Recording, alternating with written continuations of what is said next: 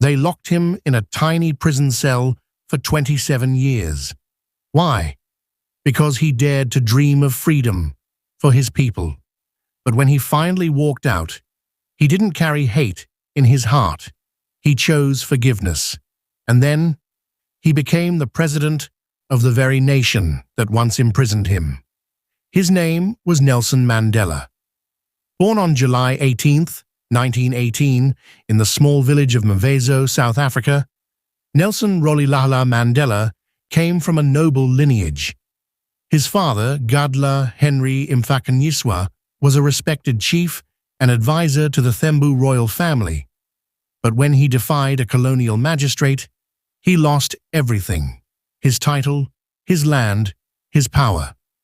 The family was forced to move to the village of Kunu, where young Mandela herded cattle, listened to tribal elders tell stories beneath the stars, and began to dream not of politics, but of dignity and freedom. He was the first in his family to go to school. It was there, at a missionary school, that a teacher gave him an English name, Nelson. He later attended Fort Hare University, one of the few institutions open to black students at the time. But when he joined a protest against university policies, he was suspended. He refused to apologize and left. Mandela moved to Johannesburg, worked as a night watchman and a law clerk, and studied law at the University of the Witwatersrand. But the more he saw of South Africa's injustice, the more he knew the country needed change. In 1948, apartheid officially became law. It wasn't just racism, it was a legal system that segregated people based on skin color. Black South Africans were banned from voting. They had to carry passbooks to move around their own country. They were pushed into distant townships, denied quality education, healthcare, and jobs. Many were arrested simply for being in the wrong part of town. Mandela joined the African National Congress and helped create its youth league. They organized peaceful protests. They gave speeches. They marched through the streets. But the government responded with violence. In 1960, in Sharpeville, thousands gathered to peacefully protest the passed laws. Police opened fire. 69 people died, many shot in the back as they ran. The world was horrified. The government declared a state of emergency, banned the ANC, and arrested thousands. Mandela went underground. He realized peaceful protest alone wasn't enough anymore. In 1961, he helped form Umkhonto we Sizwe, the Spear of the Nation. Their mission? Sabotage, not violence against people, but targeting symbols of apartheid: railways, power plants, government buildings.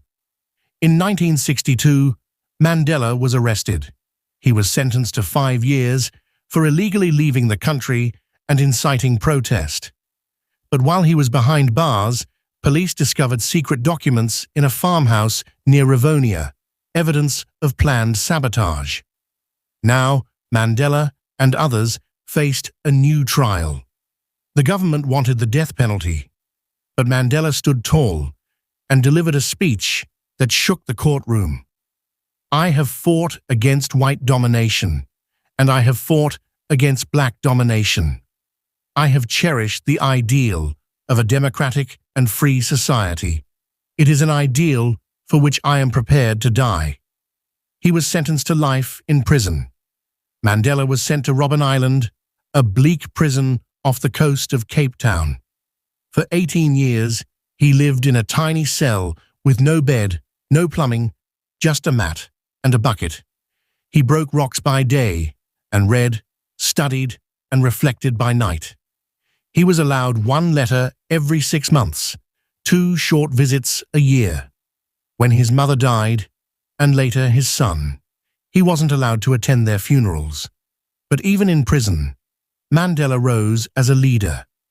He learned Afrikaans, the language of the guards. He taught fellow inmates. Some prison staff began to respect him. In 1982, he was moved to another prison, first Pollsmoor, then Victor Verster. But by then, the world knew his name. Free Nelson Mandela became a global cry.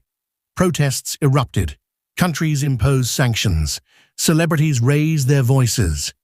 Inside prison, Mandela was offered freedom if he renounced the struggle. He refused. "I cannot be free while my people are still in chains." On February 11th, 1990, after 27 years, Nelson Mandela walked free. A 71-year-old man who had spent nearly half his life in prison. But he walked out with grace, not anger. "I stand here before you, not as a prophet, but as a humble servant of the people." But freedom was just the beginning. Apartheid still ruled. Black South Africans still couldn't vote. From 1990 to 1993, Mandela and President F.W. de Klerk negotiated, facing tensions, violence, even the threat of civil war. But Mandela remained steady. He didn't want revenge. He wanted democracy. And in 1994, it happened. South Africa held its first free election. Black and white, rich and poor, all voted together. Some waited in line for hours. Many cried as they cast their first vote. On May 10th, 1994, Nelson Mandela became the first black president of South Africa. He didn't celebrate with pride. He governed with humility. He invited even his former enemies to the table. In 1995, Mandela used sport to unite a divided country. The Rugby World Cup, once a symbol of white supremacy, became a moment of healing. Mandela, wearing the Springbok jersey, handed the trophy to the white captain, Francois Pienaar. The crowd chanted, "Nelson! Nelson! Nelson!" That day, a rugby match became a symbol of reconciliation. Mandela served just one term, then stepped down, because true leaders know when it's time to pass the torch. Even in retirement, he fought for peace, education, and human rights. In 2013, at the age of 95, Nelson Mandela passed away peacefully. World leaders from every continent came to honor him, but his message lives on. It always seems impossible until it's done.